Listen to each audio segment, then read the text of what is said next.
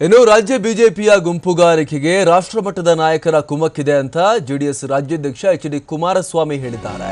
ಹುಬ್ಬಳ್ಳಿಯಲ್ಲಿ ಮಾತನಾಡಿದ ಅವರು ಬಿಜೆಪಿಯಲ್ಲಿ ದೊಡ್ಡ ಮಟ್ಟದ ಗುಂಪುಗಾರಿಕೆ ಇದೆ, ಇದಕ್ಕೆ ದಿಲ್ಲಿ ಮಟ್ಟದ ನಾಯಕರು ಕೂಡ ಸಾಥ್ ನೀಡಿದ್ದಾರೆ.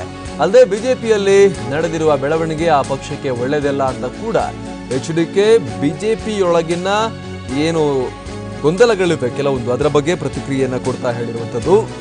ಒಂದು ಕಡೆ ಜೆಡಿಎಸ್ನಲ್ಲೂ ಕೂಡ ಸಾಕಷ್ಟು ಭಿನ್ನಮತ ಬಂಡಾಯ ಎಲ್ಲವೂ ಕೂಡ ನಡೀತಾ ಇದೆ. ಈ ನಡುವೆ ಅವರು ಬಿಜೆಪಿಯಲ್ಲಿರುವಂತಹ ಭಿನ್ನಮತದ ಬಗ್ಗೆ ಅಲ್ಲಿರುವಂತಹ ಬಂಡಾಯದ ಬಗ್ಗೆ ತಲೆಕೆಡಿಸಿಕೊಂಡಿದ್ದಾರೆ.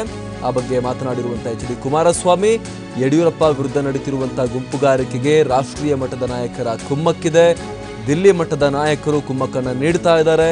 ಈ ರೀತಿಯ ಬೆಳವಣಿಗೆ ಬಿಜೆಪಿಗೆ ಒಳ್ಳೆಯದಲ್ಲ ಅನ್ನುವಂಥ ಅಭಿಪ್ರಾಯವನ್ನ ಹುಬ್ಬಳ್ಳಿಯಲ್ಲಿ ಮಾಜಿ ಮುಖ್ಯಮಂತ್ರಿ ಎಚ್.ಡಿ. ಕುಮಾರಸ್ವಾಮಿ ವ್ಯಕ್ತಪಡಿಸಿದ್ದಾರೆ. ಜೊತೆಗೆ ರಾಜ್ಯ ಬಿಜೆಪಿ ನಾಯಕರಿಗೆ ಮೋದಿಯವರ ಹೆಸರನ್ನ ಹೇಳದೆ ಬೇರೆ ದಾರಿಯೇ ಇಲ್ಲ, ಅವರ ಎಲೆಕ್ಷನ್ಗೆ ಹೋದರೂ ಕೂಡ ಮೋದಿಯವರ ಹೆಸರನ್ನೇ ಹೇಳ್ಕೊಂಡು ಹೋಗಬೇಕು ಅನ್ನುವಂತಹ ಮಾತನ್ನ ಹೇಳ್ತಾ ಇದ್ದಾರೆ. 5 ವರ್ಷ ಅಧಿಕಾರದಲ್ಲಿದ್ದು ಏನು ಪ್ರಯೋಜನ, ಅತಿ ಹೆಚ್ಚು ಭ್ರಷ್ಟಾಚಾರ ನಡೆಸಿದ್ದೇ ಬಿಜೆಪಿಯವರ ಸಾಧನೆ ಅನ್ನುವಂತಹ ಮಾತನ್ನ ಕೂಡ ಕುಮಾರಸ್ವಾಮಿ ಹೇಳಿದ್ದು, ರಾಜ್ಯದಲ್ಲಿ ನರೇಂದ್ರ ಮೋದಿಯವರ ಪ್ರಭಾವ ವರ್ಕೌಟ್ ಆಗೋದಿಲ್ಲ ಅಂತ ಕೂಡ ವಿಶ್ವಾಸವನ್ನು ವ್ಯಕ್ತಪಡಿಸಿದ್ದಾರೆ. ರಾಜ್ಯದಲ್ಲಿ 150 ಸ್ಥಾನ ಗೆಲ್ಲುವಂತ ಬಿಜೆಪಿ ಕನಸೇನಿದೆ, ಆ ಕನಸು ನನಸಾಗಲ್ಲ ಅಂತ ಜೆಡಿಎಸ್ ರಾಜ್ಯಾಧ್ಯಕ್ಷ ಎಚ್.ಡಿ. ಕುಮಾರಸ್ವಾಮಿ ಹೇಳಿಕೆಯನ್ನ ಕೊಟ್ಟಿದ್ದಾರೆ.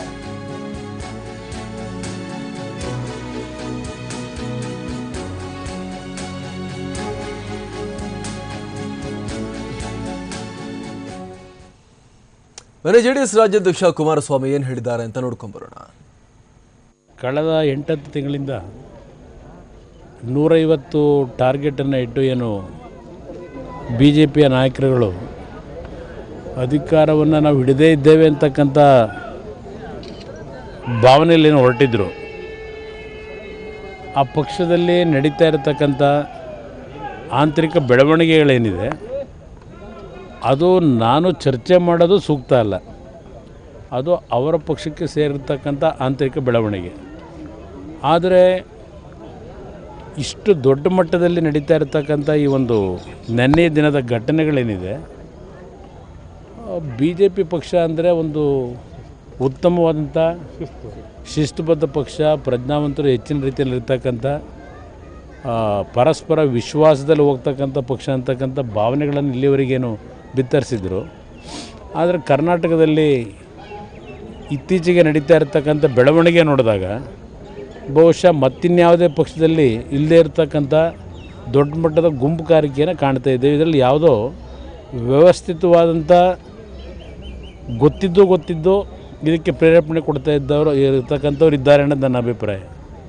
ಬಹುಶಃ ಈಶ್ವರಪ್ಪನವರು ಇಷ್ಟು ದೊಡ್ಡ ಮಟ್ಟದಲ್ಲಿ ನಿನ್ನೆ ದಿನ ಅವರ ಒಂದು ಗುಂಪಿನ ಸಭೆಯಲ್ಲಿ ಮಾತನಾಡಿರ್ತಕ್ಕಂಥದ್ದನ್ನು ನೋಡಿದಾಗ ಬಹುಶಃ ದೆಹಲಿಯಲ್ಲಿರ್ತಕ್ಕಂಥ ಕೆಲವು ಶಕ್ತಿಯುತವಾದಂಥ ನಾಯಕರುಗಳು ಅವರ ಒಂದು ಪ್ರೇರೇಪಣೆ ಇಲ್ಲದೇ ಇದ್ದರೆ ಇಷ್ಟು ದೊಡ್ಡ ಮಟ್ಟದಲ್ಲಿ ಚರ್ಚೆ ಮಾಡ್ತಕ್ಕಂಥದ್ದು ಕಾಣ್ತಾ ಇರಲಿಲ್ವೇನೋ ಅಂತಕ್ಕಂಥದ್ದು ನನ್ನ ಅಭಿಪ್ರಾಯ.